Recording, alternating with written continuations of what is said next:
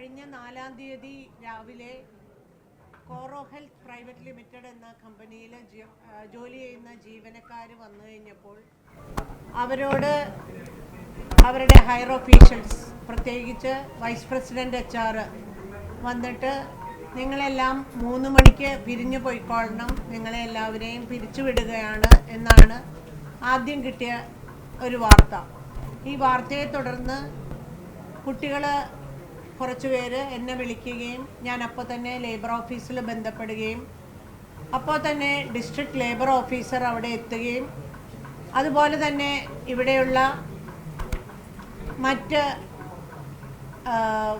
രാഷ്ട്രീയ പ്രതിനിധികളും അവിടെ എത്തുകയൊക്കെ ചെയ്തിട്ട് മീറ്റിംഗ് നടത്തുകയുണ്ടായി.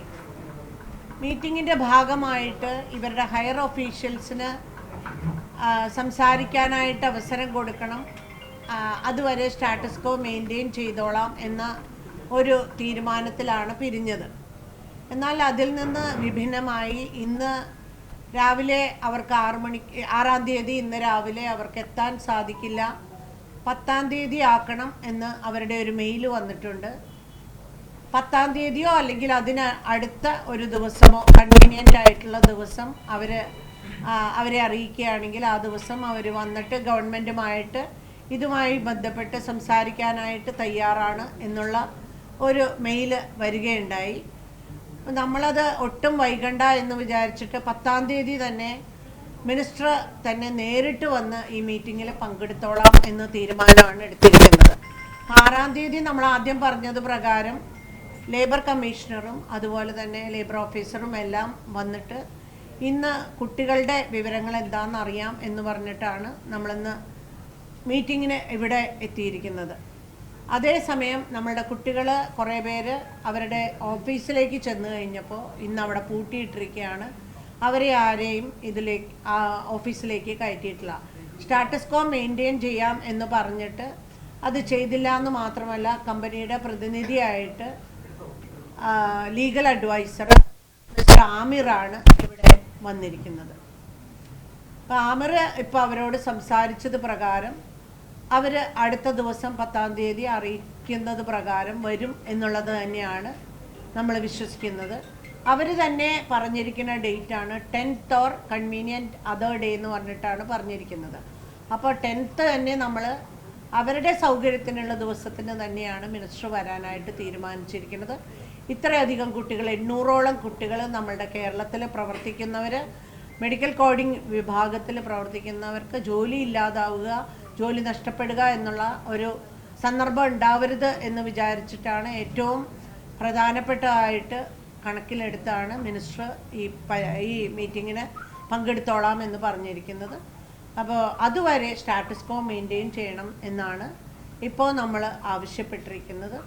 അതുപ്രകാരം നാളെ മുതൽ എല്ലാ ഫെസിലിറ്റീസും കൊടുത്തോണ്ട്, അതായത് അവർ വർക്കില്ലെങ്കിൽ വർക്ക് കൊടുക്കണ്ട, പക്ഷേ കുട്ടികൾ അവിടെ കയറിയിരിക്കും, അവർക്ക് ഡൈനിങ് ഫെസിലിറ്റി അല്ലെങ്കിൽ വാഷ്റൂം ഫെസിലിറ്റി എല്ലാം കൊടുത്തുകൊണ്ട് തന്നെ ആ ഓഫീസിലിരിക്കാനുള്ള സഹായം കമ്പനി ചെയ്യും എന്ന് തന്നെയാണ് ഇവിടെ ലീഗൽ അഡ്വൈസർ ആമിർ എത്തിയിട്ടുണ്ട്, ആമിറിനോട് പറഞ്ഞിരിക്കുന്നത്.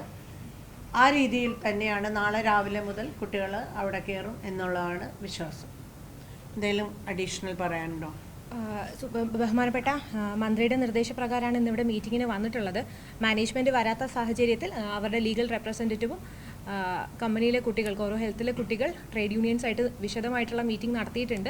ഇന്നു മുതൽ തന്നെ ബഹുമാനപ്പെട്ട MLA പറഞ്ഞതുപോലെ തന്നെ കമ്പനി തുറന്നു പ്രവർത്തിക്കും. ആസൻ കുട്ടികൾക്ക് അവിടെ ഇരിക്കാനുള്ള മറ്റ് സൗകര്യങ്ങളൊക്കെ ചെയ്തു കൊടുക്കും. 10-ാം തീയതി കമ്പനി റീസ്റ്റാർട്ട് എന്ന് പറയാൻ പറ്റില്ല, പക്ഷേ ഫുൾ ഫ്ലെഡ്ജിൽ വർക്ക് ചെയ്യാനുള്ള പോസിബിലിറ്റീസ് ഗവൺമെൻറ്റിന് അതിൻ്റെ ഭാഗത്തു നിന്ന് എന്തെങ്കിലും സഹായം അവർക്ക് വേണമെങ്കിൽ വാട്ട് എവർ സപ്പോർട്ട് നീഡഡ് അത് സർക്കാർ ചെയ്തു കൊടുക്കുന്നതാണ്. ബഹുമാനപ്പെട്ട മിനിസ്റ്റർ നേരിട്ട് തന്നെ വന്ന് മീറ്റിംഗ് നടത്തുന്നുണ്ട്. ടിൽ ദെൻ നമ്മൾ ക്ലോഷറുമായിട്ട് ഒന്നും legal procedures department is also not starting. We are waiting for the meeting to happen. അതുവരെ തുടർന്ന് പോകുന്നതാണ്. Thank U.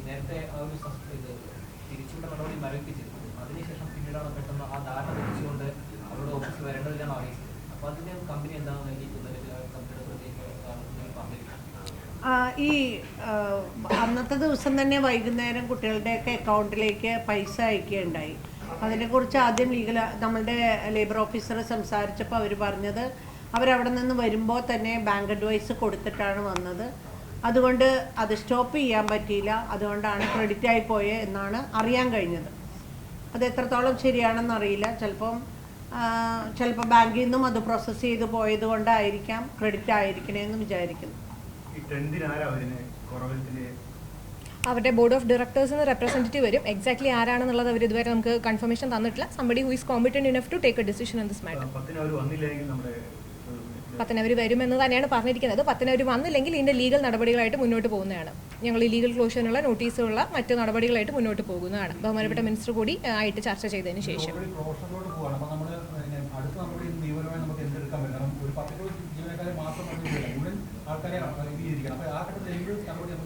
നിയമപരമായി 100 ഇൻഡസ്ട്രിയൽ ഡിസ്പ്യൂട്ട്സ് ആക്ട് 1947 പ്രകാരമാണെങ്കിൽ 100 തൊഴിലാളികളിൽ മേലെയുള്ള സ്ഥാപനം ക്ലോഷർ ചെയ്യണമെങ്കിൽ 90 ഡേയ്സിന് മുന്നേ ഗവൺമെൻറ്റിൻ്റെ പെർമിഷൻ വാങ്ങേണ്ടതാണ്. ഐ മീൻ ആസ് എൻ ഗവൺമെൻറ്റിനെ കമ്മ്യൂണിക്കേറ്റ് ചെയ്യണം. 60 ദിവസത്തിനുള്ളിൽ പെർമിഷൻ കിട്ടിയില്ലെങ്കിൽ ഇറ്റ്സ് എ ഡീംഡ് അപ്രൂവൽ.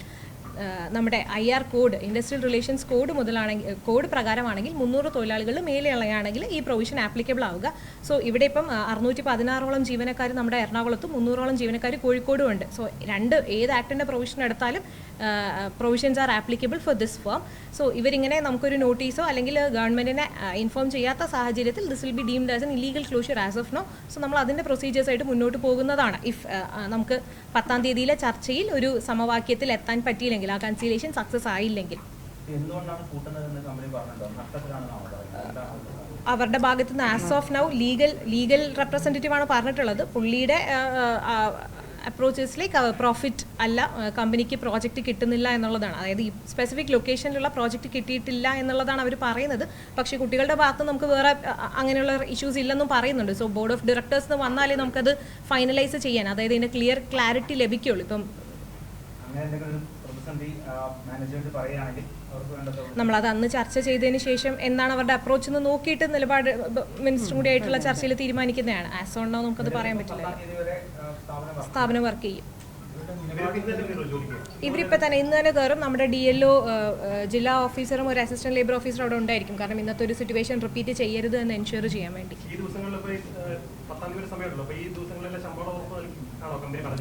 അങ്ങനെയുള്ള കാര്യങ്ങൾ ലീഗൽ റെപ്രസെൻറ്റേറ്റീവ് മുഖേന ആസ് ഓഫ് നോ പറഞ്ഞിട്ടില്ല. നമ്മൾ അതൊക്കെ 10th ചർച്ചയിൽ ഇൻക്ലൂഡ് ചെയ്ത് സംസാരിക്കുന്നതാണ്.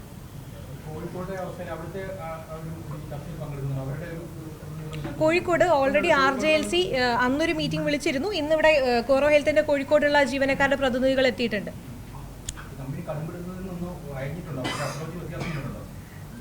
നമുക്ക് 10-ാം തീയതി നേരിട്ട് സംസാരിച്ചിട്ടില്ലല്ലോ അവരോട്.